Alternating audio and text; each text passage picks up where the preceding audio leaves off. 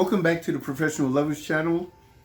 I'm Al. I'm Patty, and we are the Professional Lovers with another week of recap for Married at First Sight. If you're new, welcome. We're glad to have you join us, whether you're subscribing or just watching us for the first time. We have almost been married 29 years in another month, and we enjoy facilitating relationships which we have done in various ways throughout our time being married. And we facilitate relationships through our own personal experiences of being married and through the lens of Married at First Sight, because all of these couples are in the active process of trying to build a strong relationship. So that's what we do. And we're glad that you're here to listen and to chime in when you put in your feedback and comments, which we enjoy as well. So for this week's episode, the main thing is that each couple met with Dr. Pia, who is the newest expert that we've seen. And she was talking to each couple about their trust and intimacy to see how she could help them go deeper into their trust and intimacy issues. So we usually go in order. I'm gonna go a little bit out of order because there's one couple who we got a lot to talk about. Yeah. So let's get the other ones out of the way. Okay. Starting with Kristen and Mitch. Well, they started off with Mitch talking to a friend of his, a girl friend of his, to get her perspective on the fact that he seems to be a real jokester, especially in moments that he's awkward in or moments that he feels uncomfortable in. And they had been on a break from sex because Kristen didn't appreciate how he was joking and didn't seem to take it seriously. And if you're really trying to be romantic and everything, being goofy is a turnoff. Why are you laughing? Me? So we'll let you fill in the gaps. Anyway, so he was getting her perspective, because he felt like Kristen was putting him in a box, requiring him to act a certain way when they're being romantic, and he felt a little annoyed that she was what he felt requiring him to act a particular way, and he wants the freedom to, and kind of like wearing the shirt. Yeah. And the friend basically said, well, now I think I might react the same way if I'm trying to. From a woman's perspective, that, intimacy is passion and connection and desire. Yeah. And yes, it's not a comedy club. And it doesn't have to be, like that all the time. Yeah. But I mean, again, and understand these couples are brand new to each other. Yeah. So when they do decide to consummate the marriage, I can imagine that they would want that to be a special occurrence. And regardless, I mean, it's going to be awkward anyway, but to appear to make light of it and joke and trivialize it, that doesn't mesh well with a deeper sense of connection. Yeah. So the friend told him to talk to her about it, which was a good answer. Yeah. So when they talked to Dr. Pia, Kristen said that she didn't think trust was an issue with them, that they feel that they have developed a good amount of trust.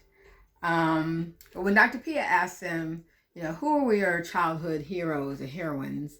And he talked about, buffed action heroes and him wanting to emulate them and be like them. And she said her mom and began to talk about why her mom was her heroine. And then he chimed in and said, well, but is that now or was that during your childhood? Well, because of how she had couched the response, it kind of grew from as a child to where her mom is now. So his first response was the fact that, are you answering the question properly? Because it wasn't about now. And which ticked her off. That totally threw her for a loop, because again, we're talking about childhood heroes. And again, this being a very sensitive subject for her, indicating her mom. This isn't a fabricated or animated character. Or celebrity. Right. This is close to the vest. And he basically interrupted it to the point where it sounded like, well, you're not answering the question right. And she was like, this is exactly what she's been talking about throughout the whole time that they have tried to enrich their relationship, where he does not think about the affirmation that she needs, because she is always affirming him. Right. Constantly. Mm-hmm. And it was brought out in that. And she was just feeling challenged. Like, this is my answer, and you're challenging my answer because you don't think it's correct. Yeah. And that kind of, and we know that he comes across kind of self-righteous all the time, judgmental all the time. And, and that's what I think she's having trouble with. Yeah. That he's always questioning whether or not what she's doing is the right thing. And if it's what she's choosing to do for her, especially talking about her family, it's the right thing. It's her choice. There's no right or wrong. Right. It's right for her. So, what was good about it is as they work through it, talk through it, and they're very good about holding themselves accountable for what they do. And I appreciate that about Mitch, even with all of his quirkiness. And Dr. Pia highlighted that as well, right, and affirmed that as well, that they held themselves accountable, they got through it, they talked through it, and that was that. And she really... In the session, and she appreciated that. And so, when Pia asked Kristen what she would need from Mitch, because they talked about their pause and their sexual activity, and Kristen's like, Mitch from last week was wonderful. I'd like that to be more consistent. Yeah. Where he's attentive and where he is more connected and he's more open and he's more vulnerable, and she needs to see that on a consistent basis in order to get her to a point where they can resume their sexual activity. And that was kind of the whole sexual activity, sexual intimacy was a theme that ran through the entire episode. So Sasha and Nate, in their conversation with Dr. Pia, Dr. Pia asked Sasha that does she connect trust with control? Because she's always talking about how she wants to be able to trust Nate, to develop trust in him. And he's like, I don't understand what that means. Yeah. Because his actions are indicating how much more can I prove? And she even herself indicated that he's moved up to an 80 percentile. Right. And he's frustrated that he's not at 100% yet. Yeah. I mean, because the bar is going to move. The bar is going to continually move. Even after you get to 100 at one point in time, who's to say that there's not an additional level that will be required for the relationship to enhance even more? Mm-hmm. And trust has to be a factor in that. So she agreed, Sasha agreed that, in her mind, control, she needs to see it her way. Mm-hmm. And she needs to be able to perceive it and see it her way. And it's mainly because she's only had to see it her way. And she's only had herself to depend on to get where she has wanted to be. Mm-hmm. To reach her goals, she only has depended on herself because everybody else has let her down at one point in time. So Dr. Pia's assessment was, you gotta let go. And how did they attempt that? Ooh. By going to the sex dungeon. Ooh. And we saw a lot of things that I have never seen on Married at First Sight before. Well, I haven't seen that on PG rated anything. Yeah, so that was a little... it didn't have interesting. chains, whips, and... handcuffs. But it had handcuffs. Yeah, but... and the swing seat and all of that. Restrictive materials. And blindfolds. And... yeah. So, and apparently... chocolate. She was comfortable.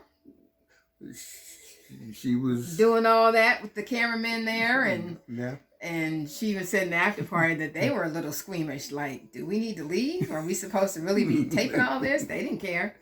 So, more power to them. But that's how they attempted to help her with her control issues. But she will have to get that a handle on that, because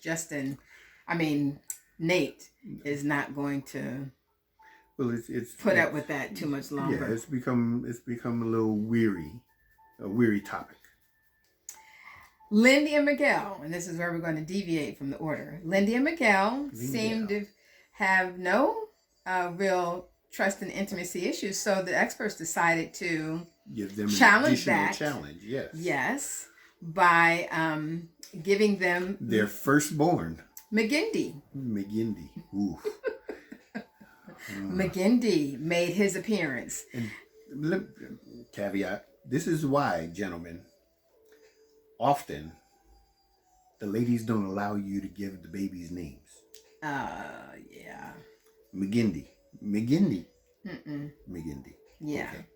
So, McGindy made his appearance, and I was very, I don't want to say surprised, but Miguel really took to the fake baby. Mm-hmm. And he was cuddling it all the time and relating to it, and brought it to bed and brought it to the basketball court with the guys. So he took on all the nurturing role. He embraced the role. Because she was not, at least on camera, from what we saw, she was not embracing that too much at all. And actually off camera, she wasn't feeling it either, because the baby was waking up every 2 hours. Crying, and, she did figure out it was hungry or whatever. Mm-hmm. So that was interesting. Of course, we didn't see a lot of the interaction between them and McGindy, and whether or not there was conflict or whatever, but Lindy alluded to it when she was, with the girls, talking to the girls about their experience with the baby. But, but before that, they had their little intimacy exercises with the body shot, which I don't remember that going quite like that. And not that I've ever done that, but from what I've heard described,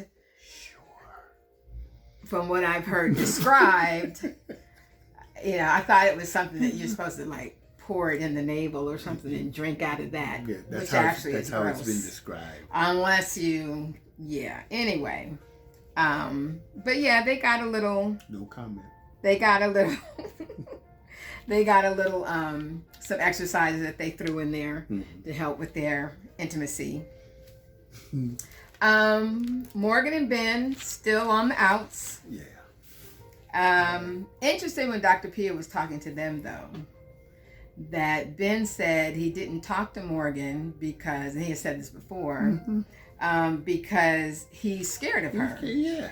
And then he elaborated this week by saying she reminds him of his father, which is triggering. Yeah.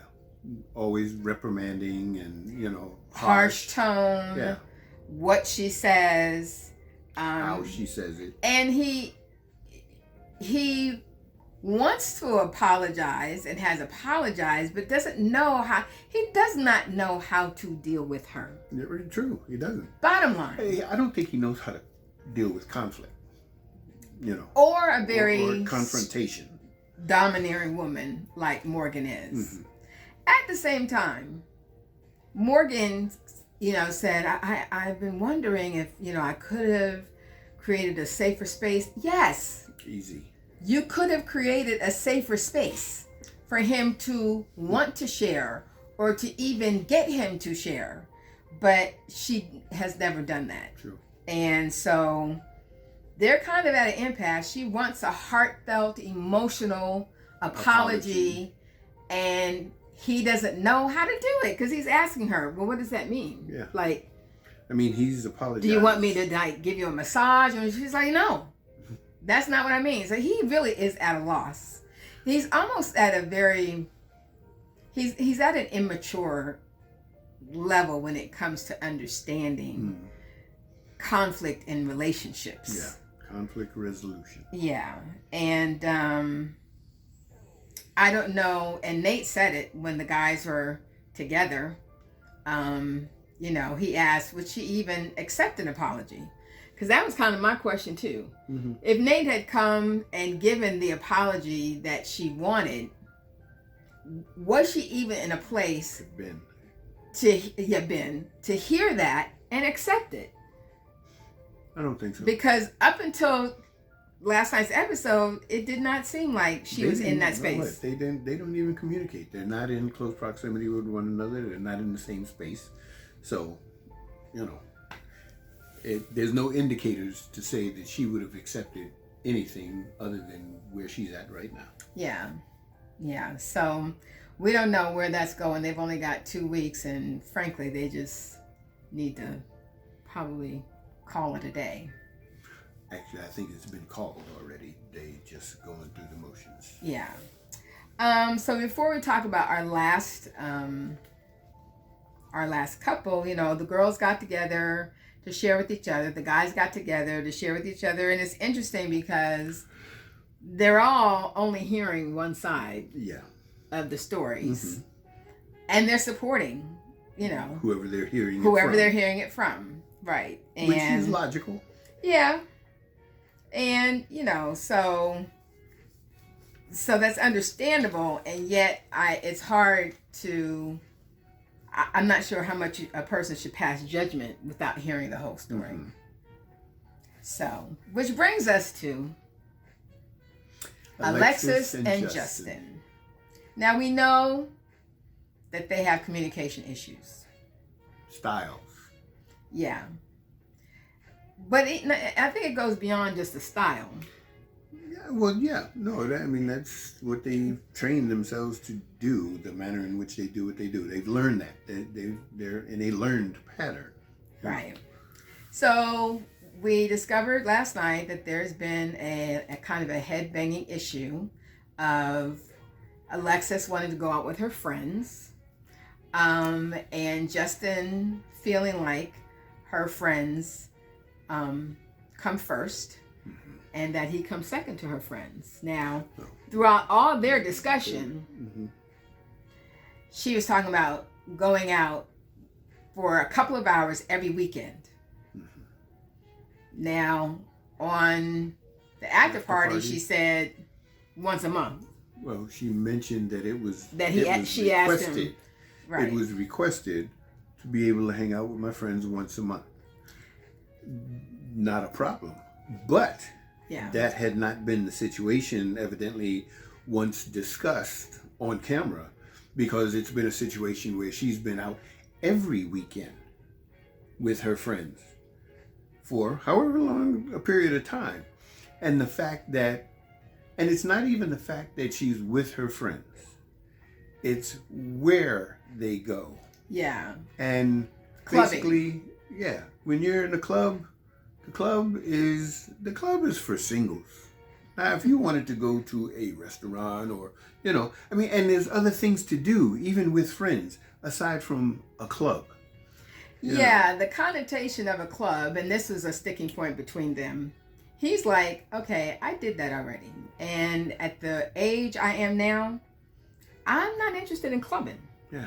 She, on the other hand, is interested in clubbing. For her, it's fun. And a lot of, I won't say a lot, but I would dare say that many married people, unless they're going to the club together, you don't want your spouse in the club going to a club as a married person, because that's not an atmosphere that is conducive geared toward for marriage. Married people. So I don't know that I would want you going with a bunch of guys who are single or even married to a club. I would, especially repeatedly. Mm-hmm. You know, a bachelor party at a club, I can understand. And now understand from the very beginning, what is the majority of Alexis's friends? They're men. They're men. Yeah. So, again, you know, I mean, I just try to understand from a man's point of view, a husband's point of view.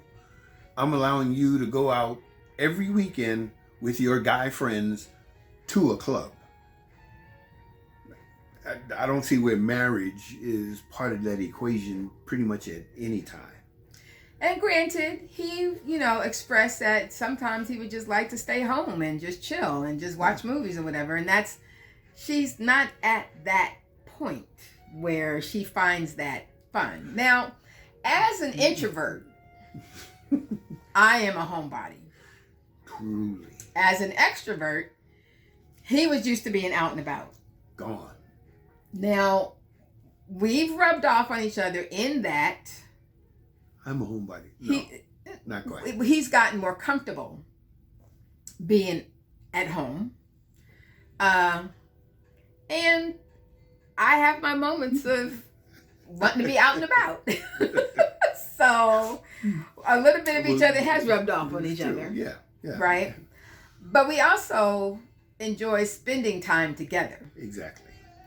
And when you get two older singles coming together, and if they have a circle of friends that they've been tight with, mm-hmm. you know, the bottom line is there is some change that happens when you get single, when you get married. When you get right. And we're going to pull out our book. Before you go there, though, okay. There's one other element that I think is kind of critical to this situation, understanding one's perspective. Oh, yeah, I was in it. Because he's not from the area. Okay, right. So in his transition and becoming married and living in this environment that they currently live in, he doesn't know anybody. Mm-hmm. So even if invited, I think, and it might have been once, he decided not to go. But just from the other perspective, from I think Alexis's perspective, understand that, you know, if he decides that he wants to stay home or he doesn't want to go out or he's not a clubber, being that you're a little more familiar with the area and you have people that you know, you might be cognizant and conscious of, you know, something that he can involve himself in as well, aside from the club. Because I wonder because he had mentioned, you know, why can't you go bowling? If there were other activities that she was involving herself mm-hmm. in with her friends, would he feel more comfortable going along? Yeah. The club is not his scene. That's it. Okay. But would he feel comfortable going along in other activities? Mm-hmm. I think he might, but at least give him the option. And so part of that whole friend thing is addressed in this book, Becoming a Professional Lover. One of the tips says that friends outside the marriage should become friends of the couple. And that's important, not to say that you have to give up all of your friendships, but you have to include your spouse them into your circles. Into your most important friendship circles. Absolutely. Because now all relationships take time and effort. Mm-hmm. And your primary time and effort should be given now to your spouse. Yeah. And then you're incorporating your spouse into the time and effort that you make for maintaining your other relationships. Mm-hmm. And so it's really, and Justin used my favorite word, balance. Yeah. It's about balance. No, I didn't say he had to completely stop going and playing basketball after work, but wasn't happening darn it, it's not going to be every night after work. Her term was or every weekend. Her term was becoming a basketball widow. Yeah, because that's, to me, you're still trying to live a single life as a married person. Mm-hmm. And your time and effort should become the priority of your marriage relationship. True. So, and that's what he said. And that goes to the other problem that they're having, is that their perspective and idea of marriage are different. Yeah. Alexis kept saying, well, when you said in your vows that you wanted me to be free and to be myself, yeah. and in her mind, I was saying, you can keep going out with your friends and I won't mind. Yeah. And he was like, no, Mm-hmm. that's not what I meant. Mm-mm. I don't want you to lose yourself. She would a free character. Yeah. And freedom to be true to yourself. Mm-hmm. But not freedom to just do whatever you want to do whenever you want to do it and act like I don't exist. Matter. And it's not even a point that he felt that he didn't exist. But he didn't feel like he mattered. Right. He didn't feel that he was a priority. To the friends or to her dog. Yeah. That she puts her dog before him as well. And another critical point that she kept saying was, I didn't intend to be up under him 24/7. Mm-hmm. Okay? I understand that, and I understand that statement. But now understand that just because you're in close proximity and together for whatever time that is, that it doesn't necessarily mean that it's quality time versus what my wife has made me very conscious of, which is called default time. Right. You live under the same roof. So you're going to be together. You're going to come home and be together. Exactly. You're sleeping in the same bed together. If you're watching TV or whatever that evening, you're together. That's default togetherness. Exactly. That is not intentional togetherness. Quality. Right. And of course, you've heard people talk about, we still have date night and stuff. That's intentional Mm-hmm. togetherness. So this leads us to the last 2 points that I wanted to make out the book. Togetherness in work and play will keep you bonded and make time to have fun together. And that's one issue that I think Alexis is referring to, that she thought they would be having fun. Mm-hmm. All the things that she was used to doing with her friends, she would be doing with him. And apparently he's not. I don't know what that means. But she said they, in the after party, that they do have fun. They laugh at home or whatever. But she's, I don't know if she's really, it's the 24/7 thing and I'm feeling smothered by him and I just need to get out and be independent, or whether it truly is she wants him to be more fun. We don't know. No, we don't. But I think a portion of that, and again, he's in a new environment, locale, and he's not familiar with all that takes place there because he doesn't know many people there. So it's almost like he may not have his own thing that he can do himself. Right. He may have to find it for himself. He may not want to. He may be fine. I don't know. We don't know that. But I can imagine going and transitioning to a new environment, relocating in some unknown place. A person would have to find their own niche in that environment. And some of their own circle. Exactly. Yeah. You have to create your own circle. And I don't know if he's necessarily that type of personality, which is why I even think that, and I brought it up, and this is just me. Alexis's friends, especially being men, they may look out for Alexis as their little sister. Mm-hmm. Okay, well, your little sister got a man now, called a husband. Mm-hmm. Reach out to him and incorporate him into the fold, even if it's just you and him. It doesn't even have to be everybody, but just to make him feel a little more comfortable about what your sister is involved in, because he's sitting home having the opportunity of his life to think about anything, because he has no point of reference to gauge as to what is really happening. So that's just me doing a little something extra for someone who should be incorporated into a circle that had already existed prior to his being there. But don't think that he doesn't exist because you don't see him. So all of this discussion led to a couple of bombshell revelations with Dr. Pia. She asked Alexis point blank, do you feel ready to be married to Justin? No, and it was I don't know, so. And then I don't think so, which of course, Justin being the very sensitive, empath person, somewhat needy person that he is, of course, that was like a dagger. And because Justin, once he gets on a negative mental trajectory, he stays there. Yeah.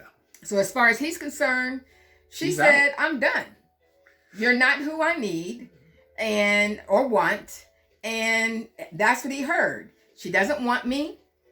And so that's it. Now, when Pia allowed her to clarify, after the fact, after she had already made that statement, she said, the way things are going right now is not, I don't think I'm ready to be married to that. Inferring that if things were to change, it would change for her as well. Yeah. But she's already said it. It's already done the damage. Yeah.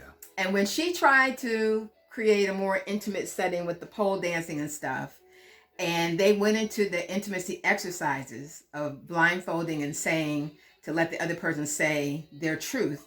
And he said things she said she has never heard, that she didn't feel like that he felt number two, that he doesn't feel like she understands him or gets him. And he didn't feel like she's ready to be married. Period. To him. No, he said married, right? Yeah. But, these were things that she claims I've been trying to get him to speak his truth all this time, and he just wouldn't. And she feels like he's not transparent enough. So obviously, another reason, and this is why Ben and Justin get along so well, because they're kind of the same. Very much so. Ultra sensitive, not really sure how to deal with a woman who's an alpha woman. Mm-hmm. And then Alexis is even more independent in her thinking and her perspective. Mm-hmm. And so it doesn't know how to handle that. No, it doesn't. And although I know there's many of you who will probably say that they're comfortable playing the victim, they're just sensitive individuals, and they're not accustomed to the type of confrontation that they're feeling. And I'm not saying that the confrontation is aggressive, but it's very straightforward and pointed. With Morgan, it's aggressive. Well, and Morgan, but it's straightforward. It's pointed, and I think we even referenced something that we used to say back in the day, where there was a little word when we got a little too harsh in our verbiage, the word bitey, just saying that came across a little, but that was the way in which we addressed the situation, whereas they don't even have a way of addressing it, so they resort back to shutting down and becoming self-preserved, And as the other people pointed out in the after party for Alexis, she may not say anything verbally, but what she's feeling is all over her face and in her body language. Totally. And so, she may think that she's being, with diplomatic, right, not saying anything, but you can feel her energy totally. And so, and Justin's not stupid. So, we're hoping that they can get over this particular obstacle, because otherwise they do have chemistry. Fun. Yes. Yeah. And this is a hard learning curve, but hopefully they won't let this learning curve derail them to end it in 2 weeks. So, a little longer than we normally like to do it, but they gave us a lot to talk about. Yeah, they did. And I didn't know, the next trailer seems like other people will kind of be coming off the rails in the next few weeks. So we'll see how that goes. Probably have a little more to talk about. Yeah, I'm telling you. But until then, favorite couple. Oh, that's right. Easy. Couple of the week. Miguel. There you go. Again. We are there. Just because they're willing to take on additional challenges and get through it and work with each other, within it and observe each other in it and appreciate how each is individual at it, and it's just positive. It's a positive experience. Yeah. Red flag couple. Oh, same old Morgan. See, and I'm thinking Alexis and Justin this time. Well, because okay, their issues. They're at a crossroads. They're at an impasse. Yeah. Yes. So that's my red flag. As a couple, okay, but otherwise, Morgan. Well, she's a constant. Yeah. Anyway, so there you go. So until we see you next week, we want you to love yourselves and each other. Bye. Peace.